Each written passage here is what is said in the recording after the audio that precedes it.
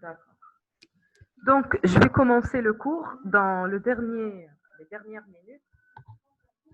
Je vais vous donner la parole. Donc, euh, bonjour. On va commencer avec pathologie de la muqueuse buccale.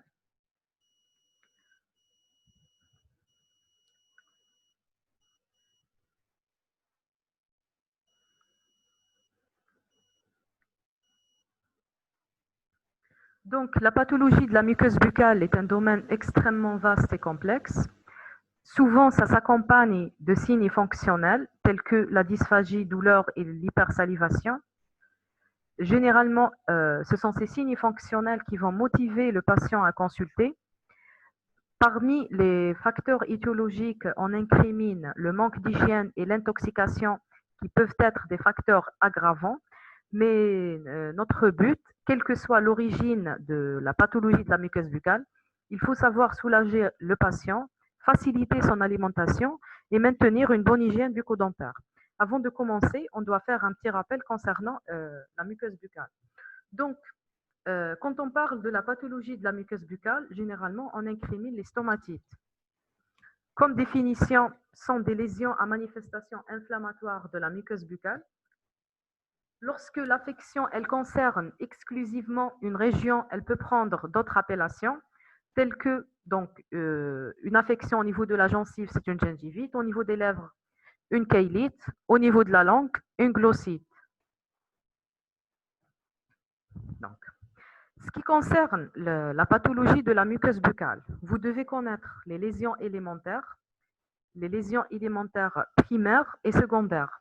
Généralement, le malade ne consulte pas quand la lésion élémentaire elle est primaire, parce que on aura l'apparition de quelques lésions qui vont se rompre, laissant place à d'autres affections qu'on appelle les lésions secondaires. Donc, la lésion élémentaire primitive, c'est l'atteinte de la muqueuse buccale telle qu'elle est apparaît à l'observateur. On va commencer par les différentes lésions élémentaires. On a les macules et les papules. Quelle est la différence entre les deux? Donc, c'est juste une modification de la couleur de la muqueuse. Elle deviendra rouge. Dans la macule, il n'y a pas de relief de démarcation. Par contre, au niveau de la papule, comme vous voyez, il y a une démarcation. Donc, ce n'est pas uniquement une rougeur au niveau de la muqueuse ou bien au niveau du derme. Sachant que la terminologie qu'on utilise dans la cavité buccale, elle est la même terminologie utilisée en dermato. Donc, troisième lésion, on a les vésicules. C'est quoi la vésicule? C'est un soulèvement circonscrit de l'épithélium buccal, 1 à 2 mm. La bulle, la même chose, c'est un soulèvement circonscrit de l'épithélium buccal. La différence entre la vésicule et la bulle, donc la vésicule, elle ne dépasse pas, généralement, elle est entre 1 à 2 mm. Par contre, la bulle, elle dépasse les 5 mm. Généralement, les vésicules et les bulles contiennent un liquide clair ou sérohématique, mais ce n'est jamais un liquide purulent. Par contre, la pustule, c'est un soulèvement qui contient de pus.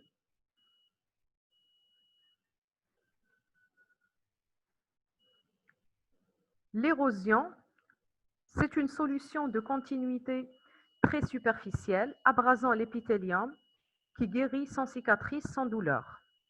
Donc, c'est une solution de continuité intéressant uniquement l'épithélium. Par contre, l'ulcération, c'est une perte de substance profonde, donc elle va intéresser toute la hauteur de l'épithélium et s'étendre au corion au-delà. On a aussi les enduits pultacés, qui est une desquamation exagérée de l'épithélium, se laissant facilement détacher de la muqueuse. La fissure, qui est une lésion linéaire de l'épithélium et une partie supérieure du corion, elle s'observe beaucoup plus au niveau de la langue et au niveau des commissures labiales, comme vous voyez ici. Donc, dernièrement, on a l'atrophie, qui est un amincissement au niveau de l'épithélium. Donc, vous regardez ici comment les papilles ont disparu. Maintenant, ça c'est un rappel. Maintenant, on va commencer le cours des affections bulleuses de la muqueuse buccale.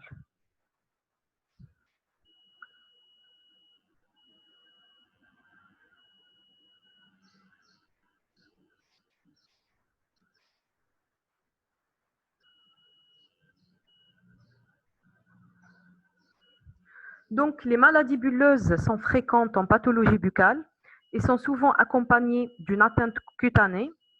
Dans la cavité buccale, il est rare de voir ces bulles car elles font rapidement place à des érosions ou à des ulcérations. Comme je vous ai dit tout à l'heure, rarement, oui, le malade il consulte à la phase de bulle ou bien de vésicule parce que les bulles et les vésicules se rompent rapidement. Généralement, 24 heures à 48 heures, ils vont se rompre. Donc, le malade généralement consulte au stade de l'érosion ou l'ulcération. Donc, la bulle est une collection liquidienne qui contient un liquide sérohématique de plus de 5 mm de diamètre. Elle peut siéger au niveau de la peau ou bien au niveau de la muqueuse. Donc, ces bulles sont rapidement rompues et laissent place à une érosion ou bien une ulcération. Ça, c'est une bulle sous-épithéliale. Donc, et celle-là, c'est une bulle intra-épithéliale. Les formes cliniques, donc, on a des affections bulleuses non auto-immunes et des affections bulleuses auto-immunes. Non auto-immunes, donc, il y a toujours l'origine, l'érythème polymorphe, le syndrome de Stevens-Johnson et le syndrome de Lyell. On va commencer par l'érythème polymorphe. Donc, c'est quoi l'érythème polymorphe? C'est des lésions au niveau de la peau et au niveau de la muqueuse buccale, généralement accompagnées de fièvre et d'arthralgie. Donc, des papilles rouges de petite taille donnant des images en cocarde, comme on veut dire, sebha, avec un centre livide et un anneau périphérique lisse. Rouge saillant, siégeant de façon symétrique aux genoux, aux coudes, aux mains et aux pieds. Donc, la lésion, ou bien le signe pathognomonique de l'érythème polymorphe, c'est les lésions en bague. Voilà la photo. Donc, regardez, des lésions carrément en bague au niveau de la main et au niveau de la peau. Mais, bien sûr, dans la cavité buccale, le malade il va consulter à un stade où on aura l'érosion ou bien l'ulcération. Généralement, on va trouver des lèvres recouvertes de croûtes sanguinolentes, donc qui vont saigner. L'étiologie, on incrimine l'herpès dans 50 à 70%. Les infections bactériennes parasitaires, on peut incriminer aussi des causes médicamenteuses. Dans 50% des cas, l'étiologie, elle reste inconnue. Donc, la même chose, regardez les lésions en bas, comment elle est étalée au niveau de toute la peau. Ce qui caractérise l'érythème polymorphe, donc, regardez ici, donc c'est une bulle. Là, c'est la phase de la bulle, mais elle ne s'est pas encore rompue au niveau de la main. La même chose ici. Ce qui caractérise l'érythème polymorphe, vous avez trouvé une double lésion au niveau de la peau et au niveau de la muqueuse buccale.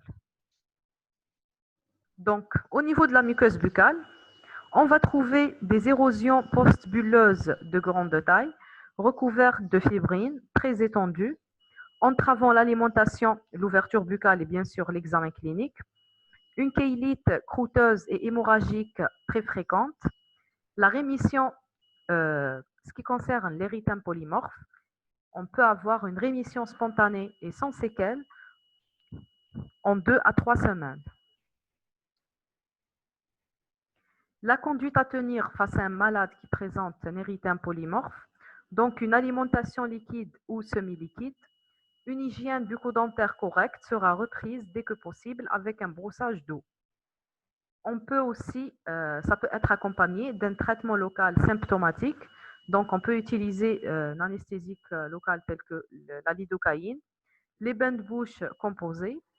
Dans les formes majeures, on peut rajouter dans chaque verre de bain de bouche donc un comprimé de Soluprède dispersible.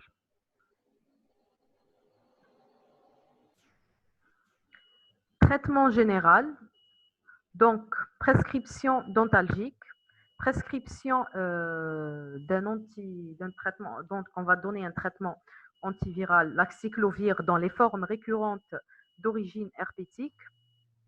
Si l'érythème polymorphe il est idiopathique, donc on propose la corticothérapie par voie générale. Donc, c'est la dose de 0,5 mg par kilo par jour jusqu'à la cicatrisation des érosions. Ça, c'est ce qui concerne l'érythème polymorphe. On a dit c'est une maladie non auto-immune. Donc, elle peut avoir l'origine qui est l'herpès récurrent. Ça peut être d'origine médicamenteuse, comme ça peut être d'origine idiopathique, on ne le sait pas. Généralement, les deux syndromes qui vont suivre, le syndrome de Lyell et la maladie de Stevens-Johnson, elles peuvent être considérées comme des formes majeures de l'érythème polymorphe. Ce que vous devez retenir concernant l'érythème polymorphe, c'est l'aspect pathognomonique des lésions en bac, l'origine et bien sûr le traitement qui est généralement symptomatique.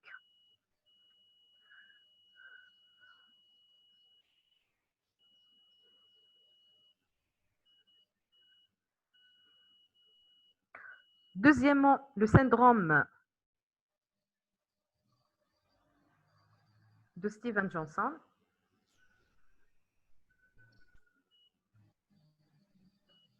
Donc, ce qui concerne le syndrome de Stevens-Johnson, c'est une toxidermie bulleuse. Son origine, elle est médicamenteuse. Donc, ce n'est pas la même origine que l'érythème polymorphe. Elle donne les mêmes lésions buccales que l'érythème polymorphe, mais elles sont plus extensives, plus hémorragiques et pluriorificielles.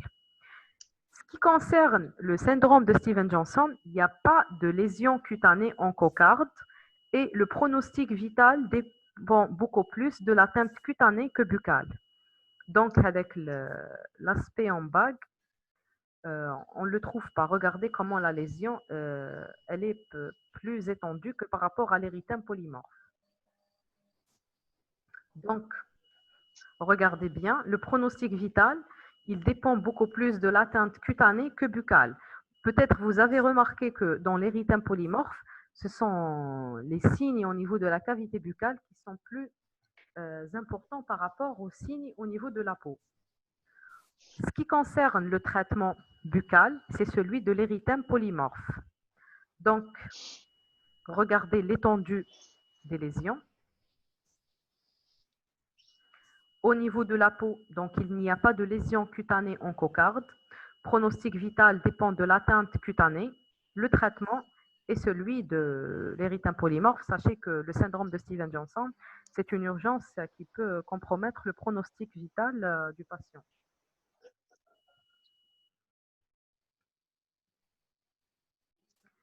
Le syndrome de Lyell, c'est une forme grave du Stevens-Johnson. C'est une urgence dermatologique responsable d'une détresse cutanée aiguë et d'atteinte viscérale spécifique. Donc, auparavant, on a des signes au niveau de la cavité buccale et au niveau de la peau. Mais maintenant, des lésions muqueuses, oculaires, buccales, nasales et génitales arrivent avant les lésions cutanées et obligeant à hospitaliser le patient en urgence dans un service spécialisé. S'il guérit, le syndrome de Lyell il est responsable de séquelles oculaires et de syndrome sec buccal majeur. Donc, même le malade mais les manifestations, il n'y a pas de photo de syndrome de Lyell, il y aura des séquelles oculaires qui peuvent aboutir même à une cécité et un syndrome sec buccal majeur. Donc, c'est une sécheresse buccale importante.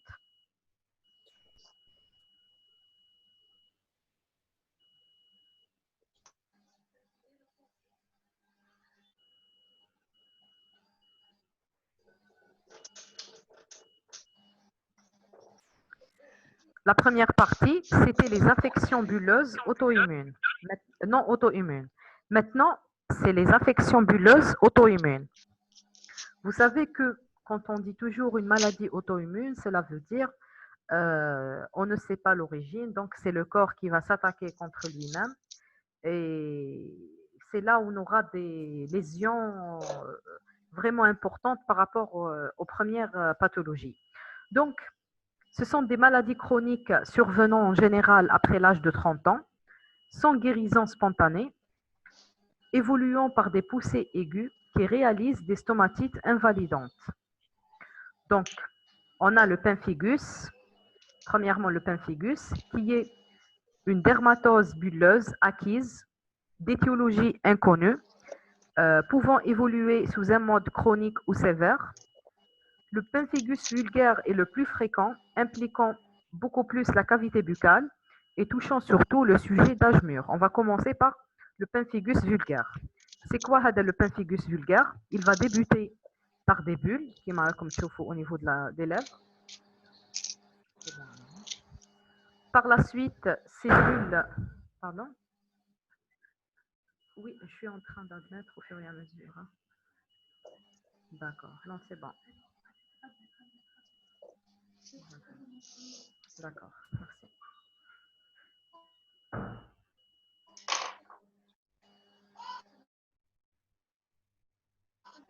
merci.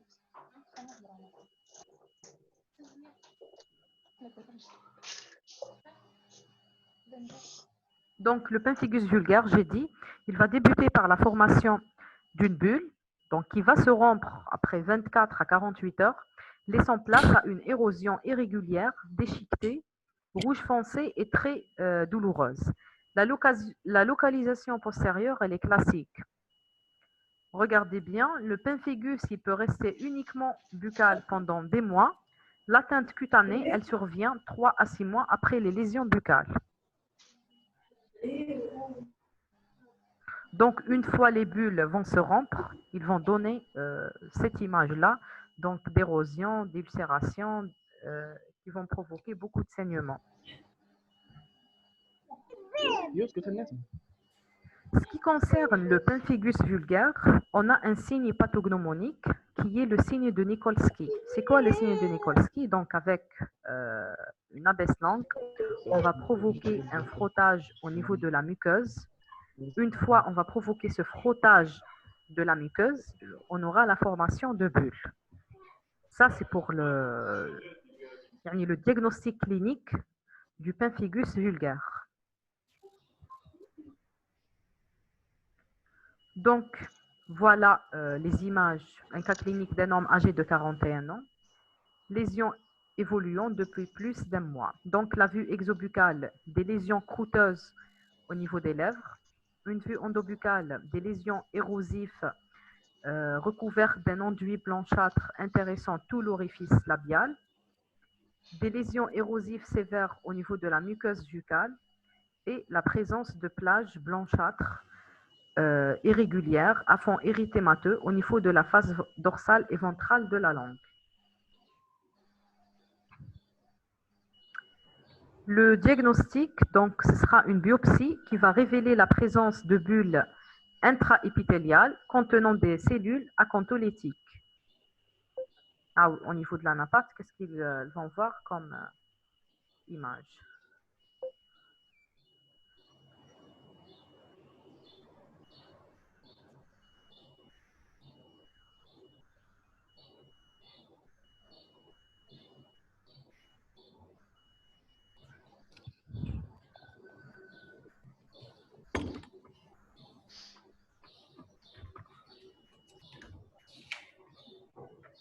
Est-ce que vous arrivez à me suivre?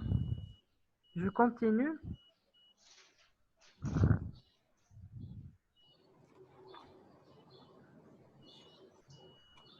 Très bien. Donc, le traitement, vu que c'est une maladie auto-immune, donc le traitement il va se faire au milieu hospitalier, sur la corticothérapie générale et bien sûr sur des bains de bouche. Mais peut-être que vous avez remarqué que c'est les lésions buccales qui vont motiver le malade à consulter. Donc l'apparition des érosions et des ulcérations post-bulleuses d'origine inconnue auto-immune. Par la suite, on peut avoir la formation d'autres localisations au niveau de la peau. Donc, ce que vous devez retenir concernant le pemphigus vulgaire, donc c'est la première localisation buccale. Deuxièmement, c'est une maladie auto-immune. Et troisièmement, c'est le signe de Nikolsky qui est positif. Deuxièmement, la pemphigoïde cicatricielle. Donc, elle touche les sujets entre 50 et 70 ans, surtout la femme. Ce qui caractérise ces lésions, donc elles vont apparaître autour des organes génitaux et des orifices faciaux. Donc, au niveau de la muqueuse oculaire, on peut avoir une conjonctivite, une opacité dont l'évolution cicatricielle peut entraîner à une cécité. Au niveau de la muqueuse buccale, il y a une bulle dans sa phase de début. Ce sont des érosions post-bulleuses de la gencive attachée, réalisant une gingivite desquamative érosive qui peut être le seul signe de la maladie. L'état général, il est bien conservé. Vous allez me dire la différence entre le pemphigoïde vulgaire. Le premier, il me dit comme des manifestations au niveau de la cavité buccale. Par la suite, ça peut persister des mois ou des manifestations au niveau de la peau. Par contre, le pemphigoïde cicatriciel, il donne d'emblée des manifestations au niveau des orifices. Donc, au niveau des yeux, de la cavité buccale, des organes génitaux. C'est ça la différence le pemphigus vulgaire et aussi, donc regardez dans la cavité buccale, des érosions post-bulleuses. Le traitement, il consiste à une corticothérapie générale.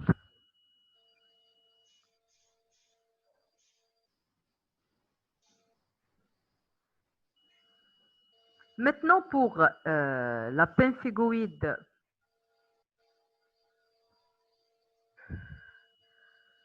troisième type, pardon, donc.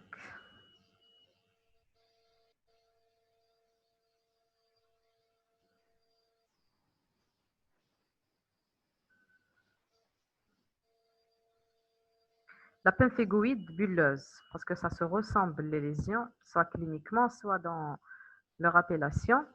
Donc, la pemphigoïde bulleuse, donc c'est la forme la plus fréquente des dermatoses bulleuses auto-immunes cutanées de l'adulte.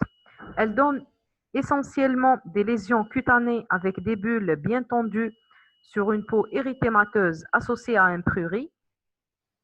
Donc, à la différence de la première lésion qui est la pemphigoïde vulgaire, qui donne d'emblée des manifestations au niveau de la cavité buccale.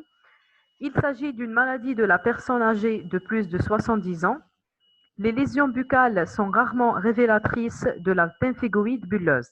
Donc là, le diagnostic il se base beaucoup plus au niveau de, au niveau de la peau, pas au niveau de la cavité buccale. Le traitement, la même chose, c'est une corticothérapie, 1 mg par kilo par jour, et une corticothérapie entopique en cas de lésion très avancée, soit au niveau de la peau ou au niveau de la muqueuse. Donc, les affections bulleuses de la cavité buccale sont des pathologies fréquentes qu'il faut savoir gérer dans l'urgence. La prise en charge des patients débute par une analyse sémiologique fine à la recherche de lésions élémentaires permettant d'évoquer un diagnostic étiologique. Dans le même temps, il faut soulager le patient et faciliter son alimentation par des bains de bouche anesthésiants. Il faut insister sur le maintien d'une bonne hygiène et sur l'arrêt du tabac pendant l'épisode aigu. Ça, c'est concernant la première partie du cours. Si vous avez des questions, vous pouvez me les poser par message. Après, à la fin, je vais activer le micro pour vous entendre.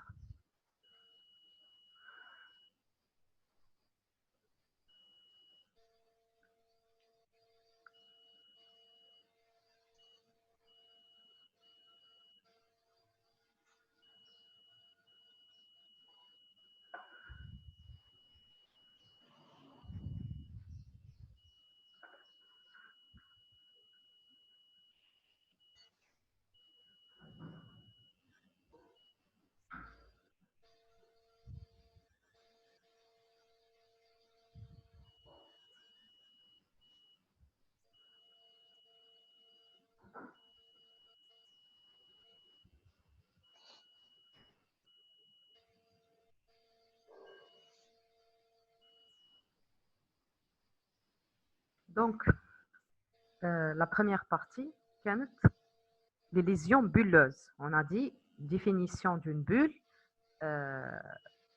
c'est un soulèvement de l'épithélium qui contient un liquide clair, sérohématique, mais jamais un liquide purulent. Donc, elle peut dépasser les 5 mm. Maintenant, ce qui